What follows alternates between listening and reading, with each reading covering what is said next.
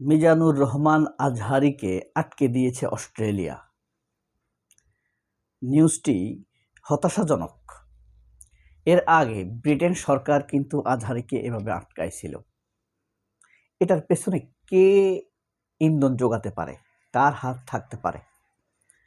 মিজানুর রহমান আজহারী কি আসলে উগ্র কোনো বক্তা? উস্কানিমূলক বক্তব্য কি তিনি কখনো দেন? এমন অভিযোগ তার বিরুদ্ধে রয়েছে কিনা স্পষ্টতর আমার জানা নেই। তার বক্তব্যে কন্ট্রোভার্সি থাকতে পারে অথবা বিতর্কিত হতে পারে, কারণ ধর্মীয় বক্তব্য বাংলাদেশে বিতর্ক থাকেই। এটা হয়। বাংলাদেশের ইসলাম ধর্মের যেমন মতভেদ রয়েছে, শিয়া রয়েছে, সুন্নি রয়েছে, কাদিয়ানি রয়েছে, তারপরে রয়েছে দেওবন্দি রয়েছে, রয়েছে আপনার কাওমি রয়েছে, ওহাবি রয়েছে, নানান মতবাদে বিভক্ত। তো সেই মতবাদ এক জিনিস, উস্কানিমূলক আগ্রাসী আরেক জিনিস। আমরা খবরটা আসলে দেখি। বাংলাদেশের জনপ্রিয় ধর্মীয় আলোচক মিজানুর রহমান আজহারীকে অস্ট্রেলিয়া ত্যাগের নির্দেশ দিয়েছে সরকার, অর্থাৎ 1 এপ্রিল। আজ প্রভাবশালী ব্রিটিশ সংবাদ মাধ্যম ডেইলি মেলের এক প্রতিবেদনে এই তথ্য জানানো হয়েছে। ডেইলি মেল এটা একটা ব্রিটিশ পত্রিকা।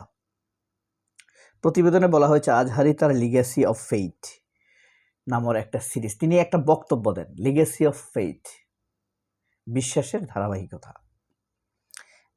এটা একটা ধারাবাহিক বক্তব্য, ঠিক আছে। না, সিরিজের অংশ হিসেবে Australia Brisbane, Melbourne, Sydney, Canberra সফর করছিলেন। তবে সফরের মাঝপথেই তার ভিসার বাতিল করে দেয় অস্ট্রেলিয়ার সরকার কর্তৃপক্ষ। বর্তমানে তিনি কখন দেশ ত্যাগ করবেন বা অস্ট্রেলিয়া ত্যাগ করবেন সেই অপেক্ষা আছেন। অস্ট্রেলিয়া সরকার তাকে ভিসা দিয়েছে, অস্ট্রেলিয়াতে আমন্ত্রণও জানিয়েছে, সেখানে অস্ট্রেলিয়ান সিটিজেনও ছিল। কিন্তু সফরের মাঝ পথে এই ঘটনা কেন ঘটল? মাঝখানে নিশ্চয়ই তার বিরুদ্ধে কেউ অপতথ্য ছড়িয়েছে, অথবা কর্তৃপক্ষকে এমনভাবে উদ্বিগ্ন করে তুলেছে যে এই বক্তা অস্ট্রেলিয়ার সিটিজেন সিকিউরিটির জন্য অনিরাপদ হয়ে উঠতে পারে।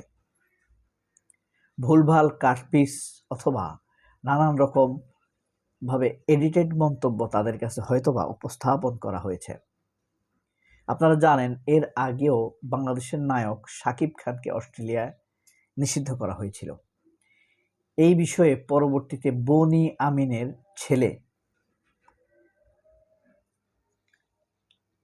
তার নামটা আমি ভুলে গেছি, বনি আমিনের ছেলে সেই দেশের আইনজীবী। বনি আমিনও কিন্তু অস্ট্রেলিয়া থাকে, ইউটিউবার বনি আমিন। তো মিজানুর রহমান আজহারীকে যখন ব্রিটেনের সরকার ভিসা আটকিয়ে দিয়েছিল, তখন কিন্তু এর পেছনে মিজানুর রহমান আজহারী কলকাঠি নেড়েছেন বলে, বনি আমিন কলকাঠি নেড়েছে বলে ধারণা পাওয়া যায়। আরেকটি বিষয় হলো, শাকিব খানকে যখন অস্ট্রেলিয়ান সরকার সেই দেশে সাময়িকভাবে নিষিদ্ধ করেছিল, তখনও মিজানুর রহমান আজহারীকে শাকিব খানের পক্ষে আইনজীবী হিসেবে নড়েছিলেন বনি আমিনের ছেলে। বনি আমিনের ছেলে এই আইনটি লড়ে শাকিব খানের পক্ষে অস্ট্রেলিয়ার সরকারকে বোঝাতে সক্ষম হন শাকিব খান আসলে দোষী নয়।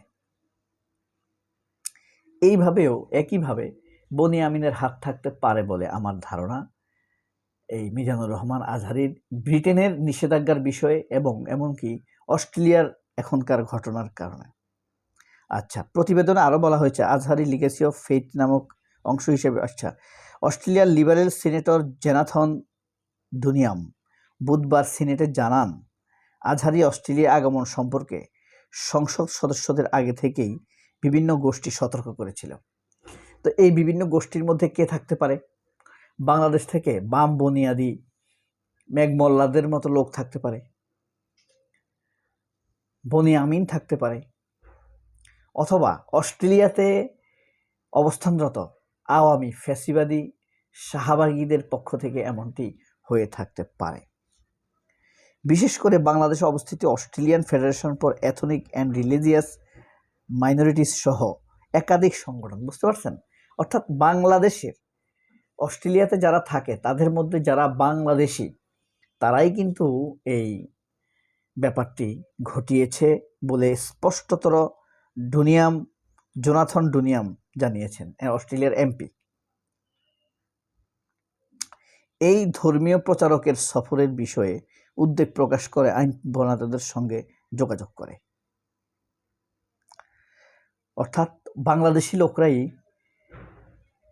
তাদেরকে উত্তক্ত করে তুলেছিল। উল্লেখযোগ্য বিষয় হলো, বিতর্কিত উস্কানিমূলক বক্তব্যের অভিযোগে এর আগে যুক্তরাজ্যে আজহারির প্রবেশের এবং বাংলাদেশে প্রকাশ্যে সভা সমাবেশ করার উপর নিষেধাজ্ঞা আরোপ করেছিল। ব্রিটিশ গণমাধ্যমটির প্রতিবেদনে আজহারির অতীত নিষেধাজ্ঞার প্রসঙ্গটি উল্লেখ করা হয়েছে। তাহলে এটা তো মোটামুটি স্পষ্ট।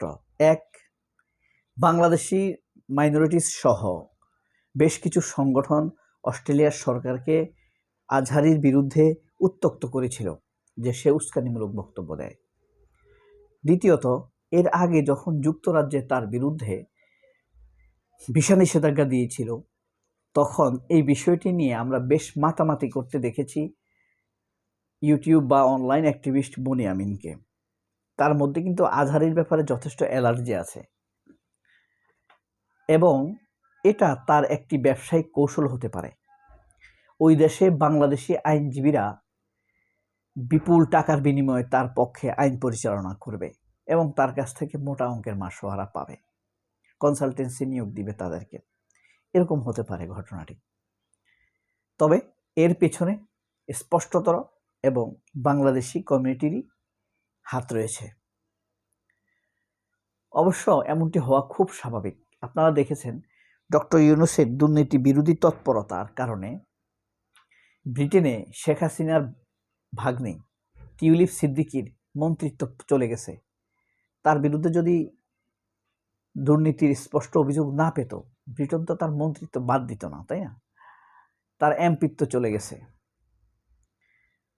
এখন তারা প্রতিহিংসা পরায়ণ হয়ে তাদের অ্যান্টি পলিটিক্যাল আইডিওলজির লোকদেরকে এভাবে হেয় প্রতিপন্ন করতে চাইবে। প্রতিহিংসা পরায়ণ এই দলটির বৈশিষ্ট্য, ধর্ম, কর্ম এমনই। সবাই ভালো থাকবেন। আল্লাহ হাফেজ। আসসালামু আলাইকুম।